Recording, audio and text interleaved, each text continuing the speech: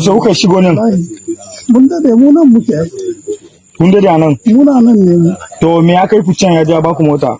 Nan da wata uku, ka ce nan da wata uku. Aiki ne muke yi da shi. Wani yin aiki? Patrol.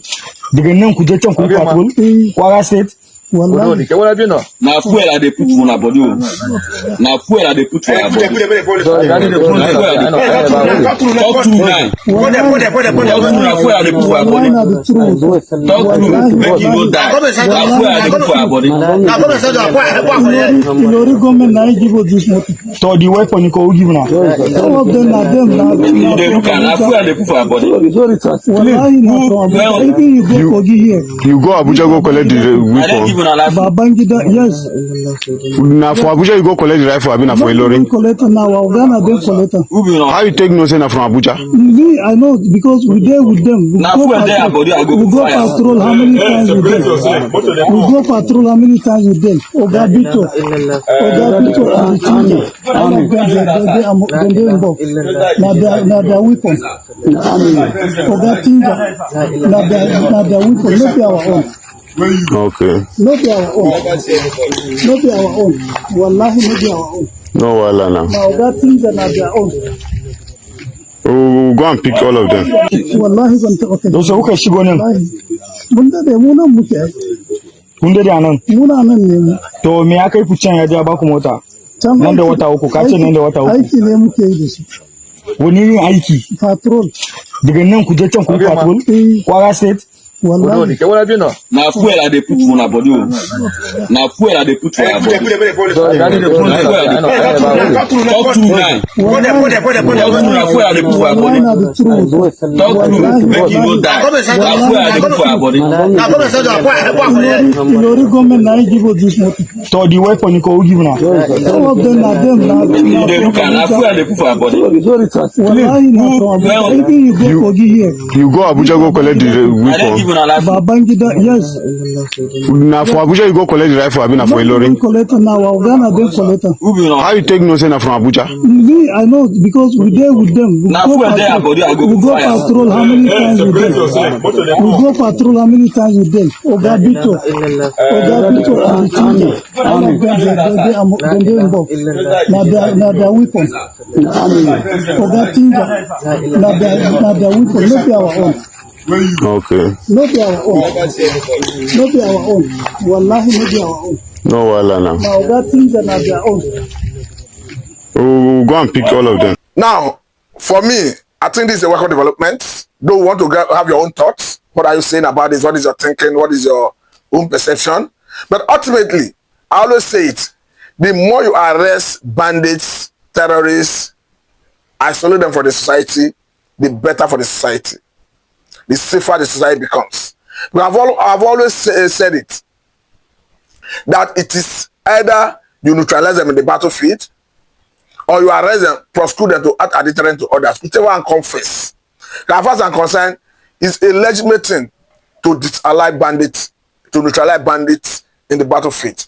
It's equally a legitimate thing to arrest and prosecute them, to act as deterrent to others, whichever one comes first. Because these are people who have, it has been proven, have no value for human life.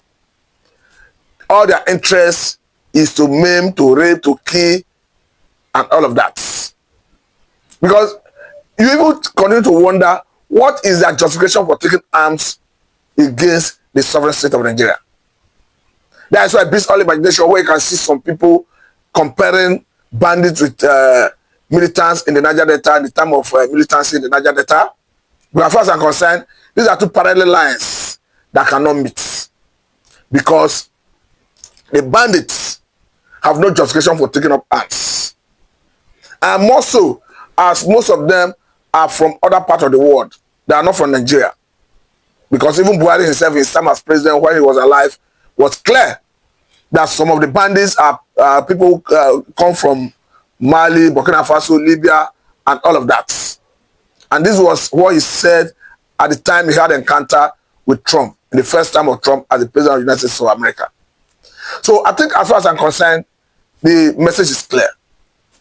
Nigerian government must, as a matter of urgency and necessity, possess monopoly of currency power, smoke them out of their hiding places, set them running and bring them to justice. There's every need for synergy between the three tiers of government, the locals, and even the traditional institutions and traditional rulers. Because by our standard, the traditional rulers have more authority over the people. And if the traditional rulers are inculcated into the security architecture, definitely the issue of intelligence gathering and intelligence dissemination will not be a challenge. Because the locals may find it difficult to relate directly with the security agencies in terms of sharing intelligence. And we understand that the intelligence that is needed to address most of all these things rests with the locals.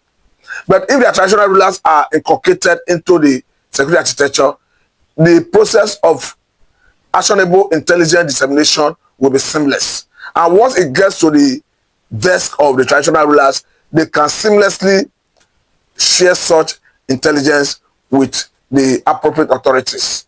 Well, I imagine that when we have the issue of maritime military base bombed, attacked, compromised, if there were synergy, cooperation, collaboration between the locals in that vicinity and the military authority, I want to believe that the locals would have gotten wind of the movement of the bandits or terrorists, as the case may be, and they could have alerted their traditional rulers, who would have in turn shared such intelligence, actionable one for that matter, with the military, and they could have averted that ugly incident. Because in that attack, the loss was monumental, because we saw a whole formidable military base that worth millions of naira, if not billions of naira, go down as it was bombed.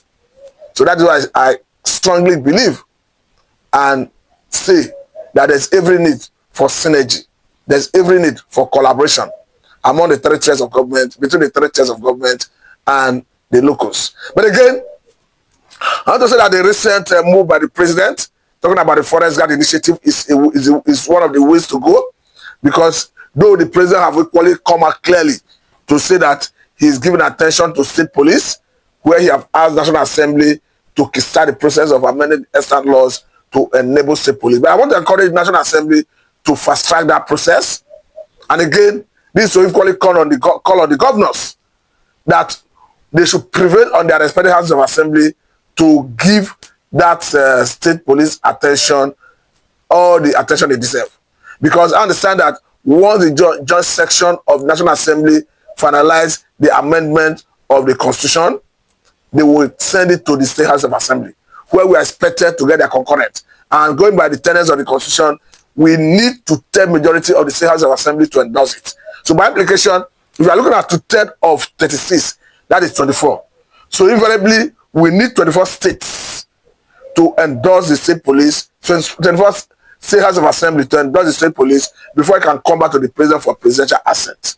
That is why I'm saying that the governors must go a little bit further to ensure that they prevail on their respective House of Assembly, that when the bill comes to you, and does with the speed of light, so that he can come back to Mr. President for his assent, so that we can get to the stage of ruling out state police. I must say it is the way to go, because this will, in a way, give the governors, who is actually before now complain that they do not control the security architecture of their respective states, they will give them that ability, that power, that wherewithal to control the security architecture in their respective states.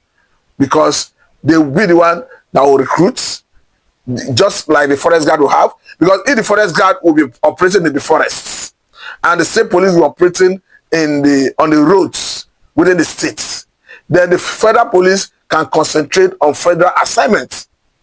So it is a win-win situation for everybody, as far as I'm concerned. So that is why we must give it priority attention to ensure that we address it as quickly as possible.